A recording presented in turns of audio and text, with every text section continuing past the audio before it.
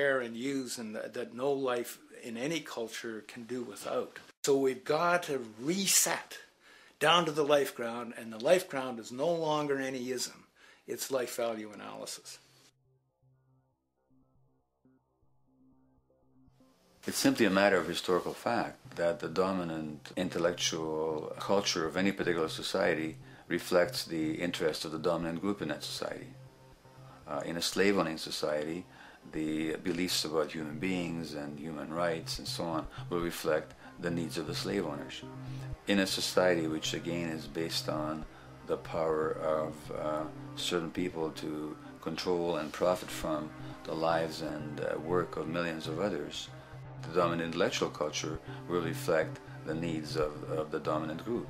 And so that if you look across the board, the ideas that pervade psychology and sociology and history and political economy and political science fundamentally reflect certain elite interests.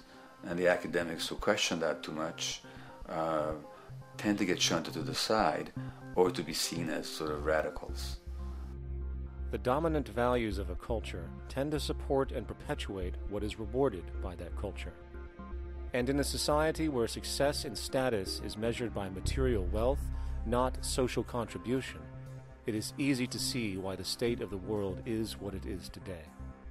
We are dealing with a values system disorder, completely denatured, where the priority of personal and social health have become secondary to the detrimental notions of artificial wealth and limitless growth. And like a virus, this disorder now permeates every facet of government, news media, entertainment, and even academia. And built into its structure are mechanisms of protection from anything that might interfere. Disciples of the monetary market religion, the self-appointed guardians of the status quo, constantly seek out ways to avoid any form of thought which might interfere with their beliefs, the most common of which are projected dualities. If you are not a Republican, you must be a Democrat. If you are not a Christian, you might be a Satanist. And if you feel society can be greatly improved to consider perhaps, taking care of everyone, you're just a utopianist. And the most insidious of them all, if you are not for the free market, you must be against freedom itself. I'm a believer in freedom. Every time you hear the word freedom being said anywhere or government interference said anywhere, it means, decoded, blocking maximization of turning money into more money for private money possessors. That's it. Every other thing they'll say, oh, we need more commodities for people, oh, this is freedom against tyranny and so forth. Every time you see it, you can decode it down to that. And I think you'll find a one-to-one correlation with every time they use it. And this is a sense in which we might call it's a syntax, a governing syntax of understanding and of value, so that it governs beneath their own recognition of it. So they may not say, oh, I didn't mean that at all, but in fact, that's what they do. Just like you may speak a grammar, and you have rules of grammar you follow without recognizing what the rules are. And so what we have is what I call the ruling value syntax that underlies this. So every time they use these words, government interference, lack of freedom, or progress, or development, you can decode them all to come back to mean that. Of course, when you hear the word freedom, it tends to be in the same sentence with something called democracy. It's fascinating how people today seem to believe that they actually have a relevant influence on what their government does, forgetting that the very nature of our system offers everything for sale. The only vote that counts is the monetary vote, and it doesn't matter how much any activist yells about ethics or accountability. In a market system, every politician, every legislation, and hence every government is for sale.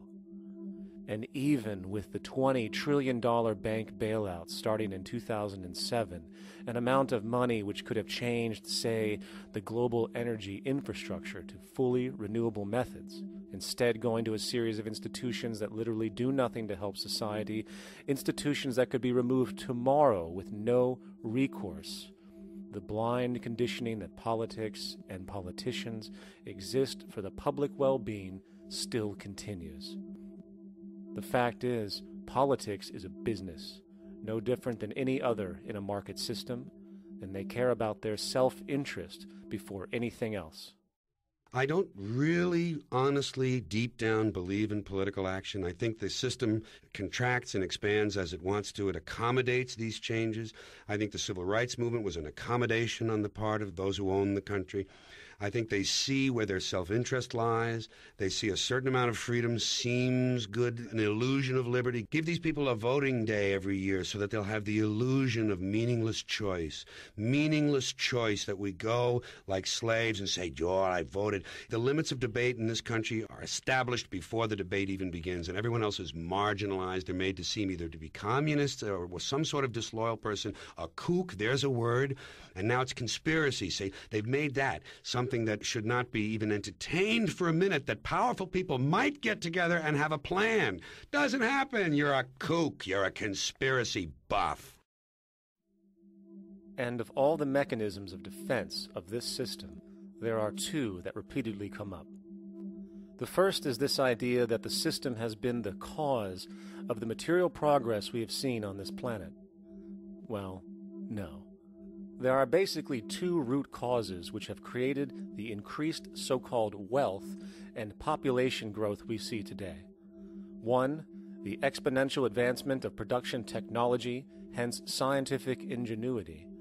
And two, the initial discovery of abundant hydrocarbon energy, which is currently the foundation of the entire socioeconomic system. The free market, capitalist, monetary market system, whatever you want to call it, has done nothing but ride the wave of these advents with a distorted incentive system and a haphazard, grossly unequal method of utilizing and distributing those fruits. The second defense is a belligerent social bias generated from years of propaganda, which sees any other social system as a route to so-called tyranny, with various name droppings of Stalin, Mao, Hitler, and the death tolls they generated. Well, as despotic as these men might have been, along with the societal approaches they perpetuated, when it comes to the game of death, when it comes to the systematic daily mass murder of human beings, nothing in history compares to what we have today. Famines throughout at least the last century of our history have not been caused by a lack of food. They've been caused by relative poverty. The economic resources were so inequitably distributed that the poor simply didn't have enough money with which to buy the food that would have been available if they could have afforded to pay for it. That would be an example of structural violence. Another example, in Africa and some other areas, but I'll particularly focus on Africa, tens of millions of people are dying of AIDS. Why are they dying? It's not because we don't know how to treat AIDS. We have, millions of people in the wealthy countries are getting along remarkably well because they have the medicines that will treat it. The people in Africa who are dying of AIDS are not dying because of the HIV virus. They're dying because they don't have the money with which to pay for the drugs that would keep them alive. Gandhi saw this. He said the deadliest form of violence is poverty. And that's absolutely right. Poverty kills far more people than all the wars in history, more people than all the murderers in history, more than all the suicides in history. Not only does structural violence kill more people than all the behavioral violence put together, structural violence is also the main cause of behavioral violence.